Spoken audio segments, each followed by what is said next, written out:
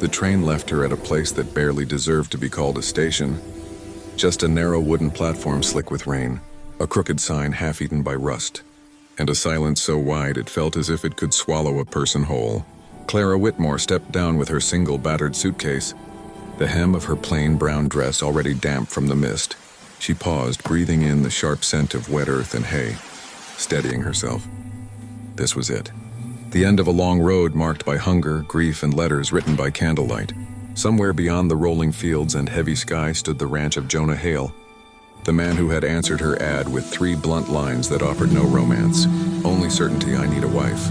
Hard work, no foolish dreams. She had read those words until they blurred, convincing herself that honesty was better than pretty lies. Still, when the wagon finally arrived and Jonah climbed down, tall and broad, his face weathered by sun and hardship, her heart tightened. His eyes moved over her once, measured, guarded. No smile, no greeting, only a nod. Clara climbed beside him, clutching her suitcase as the wagon creaked forward through rain-soaked fields, past fences leaning with age, toward a house that looked more like a fortress than a home.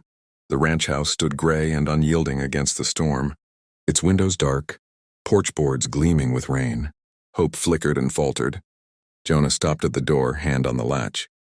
For a moment, Clara thought he might say something gentle, something to mark the beginning of a shared life. Instead, he turned, jaw tight. "You'll stay in the barn tonight," he said. The words hit her harder than the cold rain. She swallowed and nodded, pride forcing calm into her voice. "I can sleep in the barn," she said softly. "I won't be any trouble." Jonah's eyes hardened, pain flashing there like a scar torn open. He stepped inside, shut the door, and the lock snapped into place. "No," he said through the wood. Clara stood there, rain soaking her hair, dress clinging to her legs, the future suddenly fragile. The barn loomed nearby, lantern light flickering. She crossed the yard, each step heavy with doubt. Inside, the smell of hay and animals wrapped around her like a rough blanket. She spread her thin cover over straw and finally allowed herself a few silent tears, promising she would not break. Somewhere beyond the wall, Jonah stood with his back to the locked door, fists clenched, fighting memories that told him letting anyone in was the most dangerous thing of all. Morning came slowly, pale light seeping through the barn boards. Clara woke stiff and aching, straw clinging to her sleeves, the cold deep in her bones. She sat up, breathed, and pushed away despair. Outside, boots crunched on gravel. Jonah moved through his chores with practiced distance, as though ignoring the barn might erase the night. Clara stepped into the doorway. "Good morning," she said. He startled, nodded once, and handed her water without meeting her eyes. "If you're staying, there's work," he muttered. The words weren't kind, but they weren't cruel either. Clara worked all morning, feeding chickens, sweeping, learning the rhythms of the ranch. Her hands blistered, but she welcomed the ache. By midday, sunlight broke through clouds, touching the fields with a fragile warmth.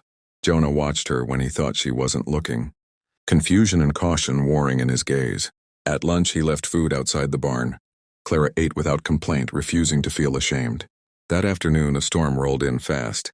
A young horse broke loose, panic flashing white in its eyes. Without thinking, Clara ran, skirts muddy, heart racing. She grabbed the rope just as the animal slipped. Jonah shouted and rushed in. Together they steadied the horse, rain drenching them, breath mingling. For a moment, their eyes locked. Something unspoken passed between them. Gratitude flickered across Jonah's face before his walls snapped back into place. "You shouldn't do that," he said. "You could have been hurt."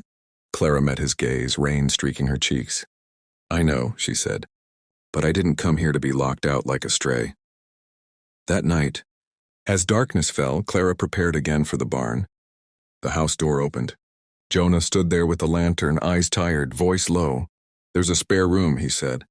"You can sleep inside." Clara followed him in, warmth wrapping around her not just from the fire, but from the quiet victory of endurance. Jonah locked the door behind them, this time to keep the world out.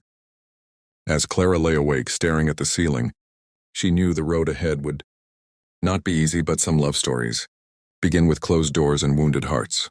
And if you want to know how patience turns fear into trust, and how two broken people learn to choose each other, stay with this journey and subscribe to the channel, because this story has only just begun.